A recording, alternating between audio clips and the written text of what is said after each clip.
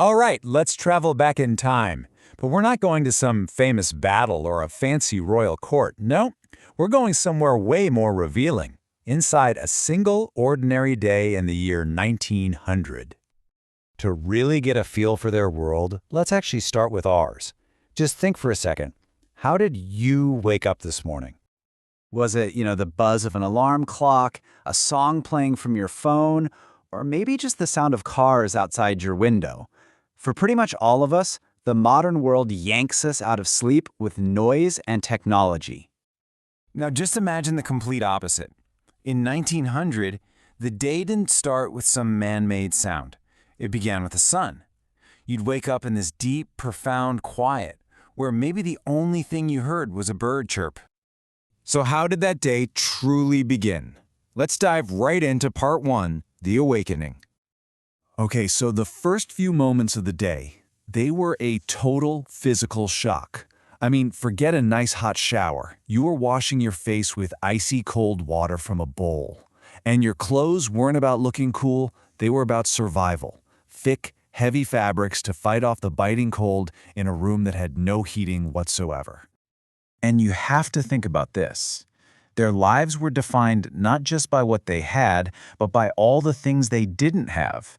No alarm clocks, no toilets inside, no central heat, and definitely no flipping a switch for light. Everything we think of as a basic necessity was just not there. After a really simple breakfast, maybe some hard bread and fresh milk, it was time to get out of the house.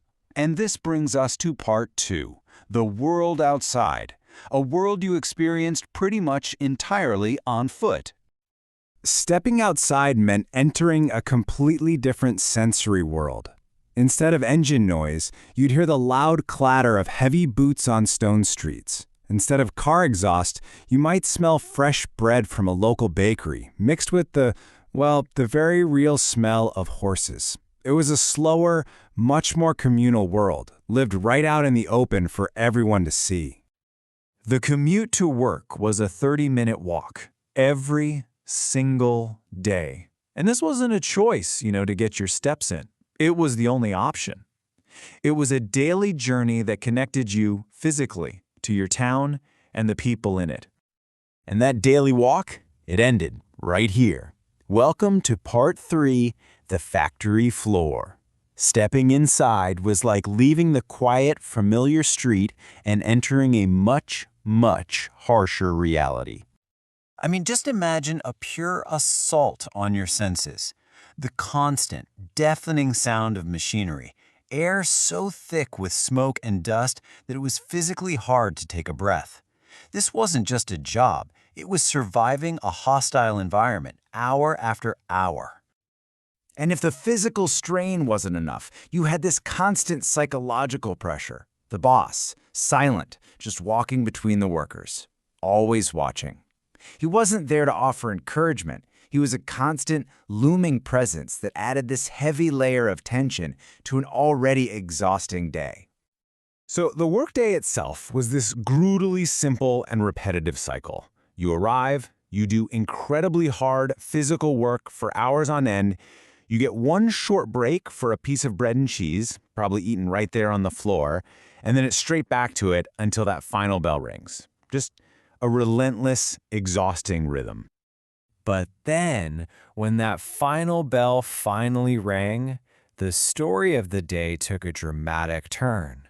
It was time to leave the cold, loud factory behind and head into part 4, the warmth of home. The food was just as simple as breakfast, but the whole context was completely different. This wasn't a quick bite before a long walk to work.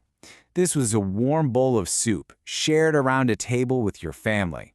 It was a moment of real connection after a day of incredible hardship. And this right here, this gets to a huge difference in how people would unwind. Entertainment wasn't something you just consumed. With no TV, no streaming, no internet, entertainment was something you had to create together. It came from talking to each other, from telling stories. Can't you just picture that atmosphere? The only sound is the crackling fire, The only light is from that fire and a single candle casting these slow-moving shadows on the wall. It was an evening that was quiet, deeply intimate, and focused completely on the family. And as that fire burned low, the day would come to a close.